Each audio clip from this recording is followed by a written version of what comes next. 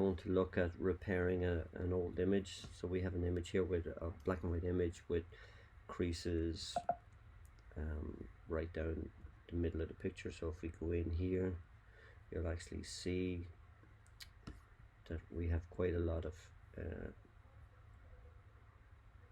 damage to the actual image. And the tools we're going to look at the moment are these healing brushes. So we have a spot healing brush, patch tool, and content aware move tool. We won't be looking at the red eye tool today. So the ones we're going to look at are these four here. So if you bring your cursor over it, it gives you just an example of what it can do. So the spot healing brush can just literally take out, it samples the area around it, and wherever you place the circle, it will replace it.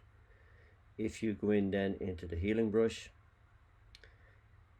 it's quite similar actually to the, as I used to call it, the rubber stamp tool or the clone tool, where you select an area with your Alt or Option key and then bring it over the damaged area of your image.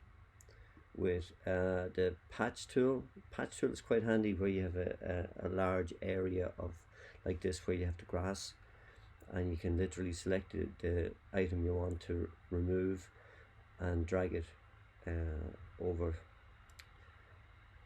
the item that you want to replace it with, and lo and behold it disappears. And then the content aware tool is more or less the exact opposite. It doesn't really give you an illustration of this. It just says that selects and moves a part of an area and automatically fills the area left behind. So if we go down here, and if I sample, say, this area here and drag it over, you'll see that it just fills that area with whatever area you had selected. So I'm going to get out of that for a wee minute. And we're also going to look at the clone stamp tool here. And as you see, the clone stamp tool will, you select the area you want to paint onto another area. And what I like about this is that you can, as in the illustration here, you can, once you get your first point correct, you can just, as I said, paint for Ireland. You can paint away, and it's really good for walls and patterns and stuff like that, but we look at that in a little moment. So if we go back here, we go back to our spot healing brush. I'm just going to zoom in. As it with all repairs, I would always go in 300% minimum. Like if you look there, I'm at about 500%. Now you can vary the size of your brush by using your brackets key. So I'm using my bracket right key there and my bracket left key to make it smaller. So if I'm using, as I said, we're using the spot healing brush, and so I can literally click and drag and it repairs it straight away. Now these tools are brilliant, but sometimes they will not work. So what we're going to do, we're just going to see the bits that it'll work on and the bits that it won't work on. Let's have a look at that. That's not bad. Let's go here and we see what we get here. Not bad at all. We have created this little bit of a pattern, but we can see if we go up and try and remove this bit, it's not so bad, but it has created this little pattern again. We can go back in and repair that later on. Let's go up here and just see we have these three spots. Let's go click, click, click. We're not too bad, but we've produced these little patterns. So I'm just going to literally just click on each rather than click and drag, and it gets rid of them. Same here, just click, make my brush a wee bit bigger, click, this clicking on your pad, we make this one a wee bit smaller. We try to click and drag this time to see what happens. Not bad. If we go same here, it's okay. Check in there. So it has speeded up the process quite a lot, and we're just removing some little dots on the child's face. Same again here, here, and here. So let's just scroll down now, and I still want to come back to this section and repair it. But let's try this area here. So if we go up, not a bad job at all. Let's have a look. Good. Not bad. Ooh, just not wonderful though. Let's have a look. It's still a bit mucky, isn't it? It's not. If it was me, I wouldn't be happy with it. Let me just try a slightly bigger brush there. No. Let's go in here and just see what. That's not too bad. And make our brush a little bit smaller again. Scroll into this area. Okay. So all I'm doing in most of these ones is either just a single click or click and drag.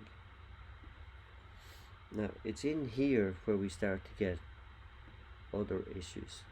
So I'm just going to click on these ones for the moment, and it's doing fairly well at the moment. And here. So that's all been done with the spot healing brush. But it's when we come down here that we face issues, because it finds it difficult to distinguish between the horizontal and the, which is the actual tear in the picture and which is the actual line that it has to copy with. So I'm going to Command Z that. Now we could try our other tool, which is our healing brush, and this is where we have to sample. So press our Option or Alt key, click to sample an area, bring it over and click, and it automatically replaces in wherever you had sampled initially, and then click. If we do it again, so Option, Alt, Option or Alt, press and hold, click and bring it over, and you'll see that it paints it in. But it keeps the same item in its memory, so it's not that really good. I find the clone stamp tool far better, and I'll show you now. I'm just going to Command Z on a few of those, and this time, so we're going to zoom in on this damaged area. That's too far. We come back, and now I'm going to use the clone stamp tool, and the shortcut for it is S. The actual shortcut for the healing brush tool is J. So if I hit S, I can make my brush that little bit smaller. And with this one here, I have this thing here called aligned. So what happens is, if I click, say here, so Option, click, and move my brush over, when I click and just move, my source point moves with me. If you just look at that little crosshairs there, and then if I go down here and go Option, click, or Alt, click, bring it over to where I want it to go, and just click and drag, and again it follows me. So that's the beauty about the aligned one. So let's go through it again. So Option or Alt, click on the bit that you want to actually paint onto the damaged area, move the cursor to that area, click, drag, and then we have far more control over our damaged, repairing our damaged area. So do the same, go over, create our line, and as we move up, we can now paint out this, because we have our aligned ticked. So we go again, let's go in here, Alt or Option, click, move it over, and down. Now, as you can see here, we're creating just a little bit of a pattern. So if I just click over here on a darker area and then move over, I can paint. So as I'm moving over, I'm letting go of the click on my scroll pad on my mouse, and just moving over, sampling each one.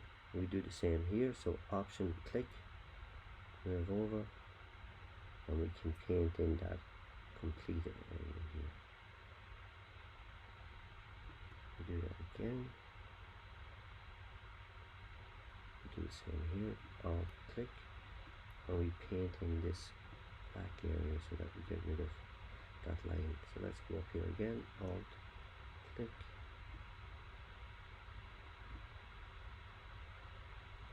Alt click,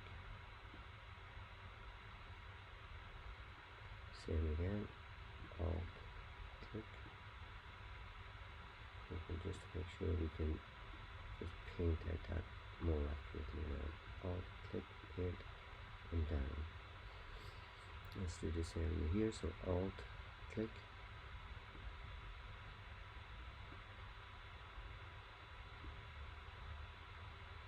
and just to get rid of that little bit there, we're going to Alt or Option click, bring it over and paint out that area.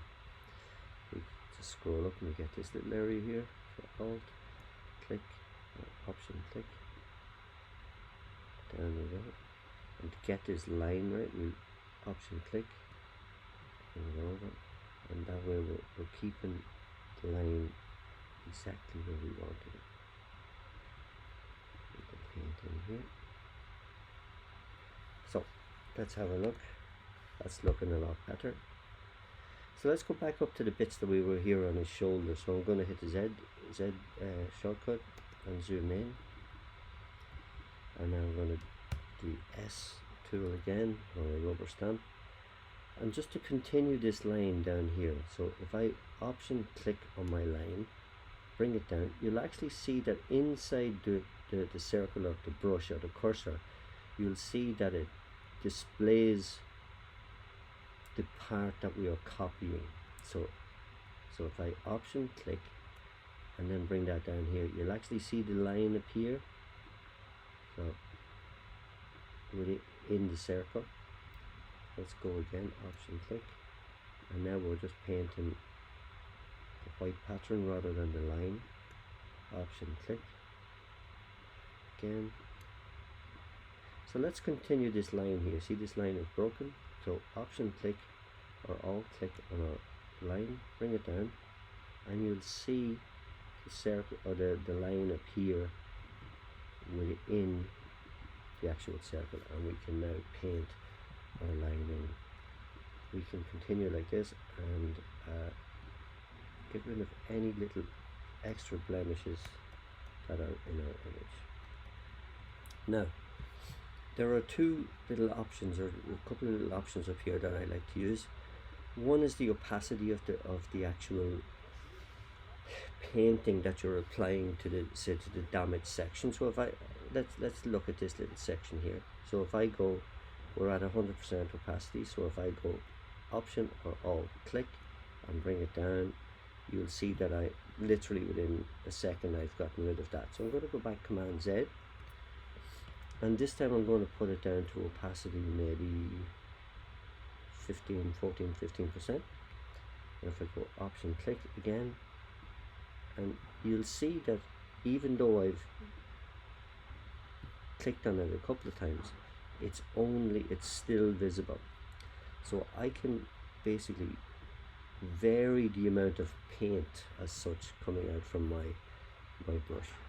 So Option click, and this time you can see that I'm painting more or less at full opacity.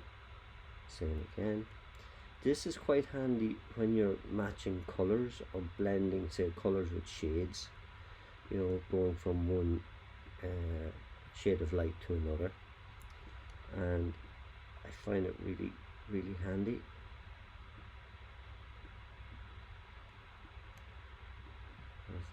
Now you could spend quite a lot of time doing this, but once I get you the flavor of it, I think that's not looking too bad.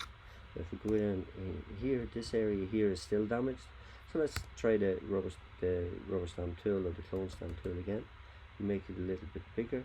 Option, Alt click, and continue my lines over. And this time we'll probably come up the way, and what we'll do is we'll lower our opacity now down to about 20%, and we'll go again, and you'll see that we're painting, but we're just not painting as much. So let's have a look in here and just even it off.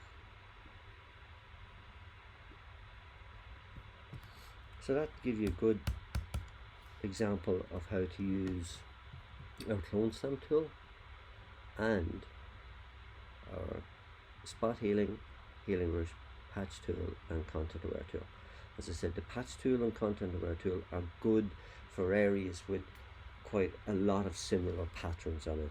It tends not to work really well on this sort of a pattern. Okay, enjoy that. Cheers.